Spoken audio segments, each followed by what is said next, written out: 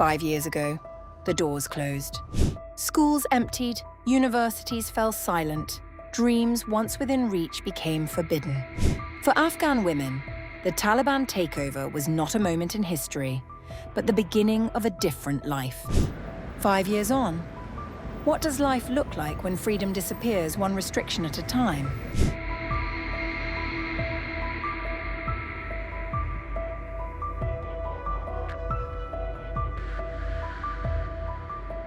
The streets of Kabul are draped in white flags this month, marking 5 years since the Taliban swept back into power. 5 years ago, the great powers of the world that came to occupy Afghanistan used all kinds of bombs, cruise missiles and forces here. But praise be to God, through the sacrifices of the Mujahideen and great personalities, they were defeated, and today we once again celebrate this 5th anniversary in Afghanistan. For millions of Afghan women, though, the anniversary carries no celebration, only a reckoning with lives unrecognizable from the ones they once knew. Every year, when this date comes, I feel as if an old wound opens again and a new feeling of defeat fills my heart. That day, I felt that many of the dreams I had carried inside me for years were suddenly taken away. When the Islamic militant group returned to power on August 15, 2021, girls were still walking to secondary school, and women were sitting in university lecture halls. Today, both are banned outright, making Afghanistan the only country in the world where girls cannot access education beyond grade 6. People are so overwhelmed by poverty and daily hardships that many have been forced to put their education, dreams, and hopes for the future aside. The restrictions have piled up steadily since then. Women have been barred from parks and gyms, silenced from speaking audibly in public, and, this year, placed under a new marriage law that rights groups say effectively legitimizes child marriage. The United Nations now warns the consequences are becoming unsustainable. Susan Ferguson, the UN's Special Representative for Women in Afghanistan, said more than half of the 74 women's organizations surveyed in April may be forced to suspend operations within a year. Through an ever-expanding web of discriminatory decrees that further entrench discrimination and weaken women's legal protections, the Taliban continues to strip women and girls of their rights, dignity, and agency. The absence of inclusive governance continues to undermine prospects for lasting peace and stability in Afghanistan. Humanitarian needs remain acute, human rights abuses persist, and terrorist groups continue to threaten the Afghan people and regional and international security. Poverty has deepened the crisis. Nearly half the population now needs humanitarian aid, and families describe being pushed toward decisions once unthinkable.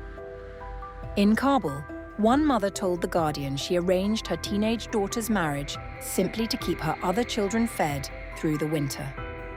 Healthcare has not been spared either.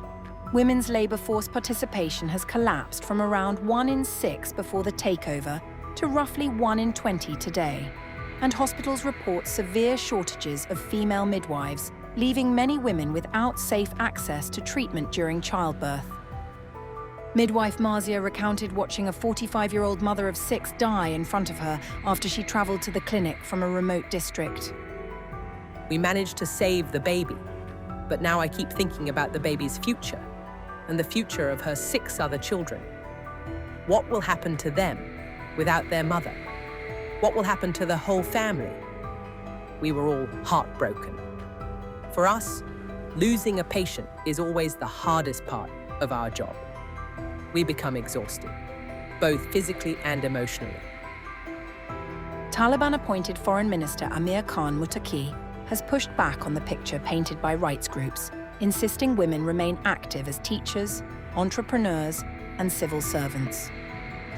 Beyond its borders, the Taliban has continued to expand its diplomatic footprint. Russia has formally recognized the government, while China and the United Arab Emirates have accepted Taliban-appointed ambassadors, even as 56 countries issued a joint statement this month renewing calls for the group to reverse its restrictions on women and girls. For Afghan women living through it, the anniversary offers little more than a marker of endurance. 5 years on, campaigners say the world is growing used to a system built on their exclusion.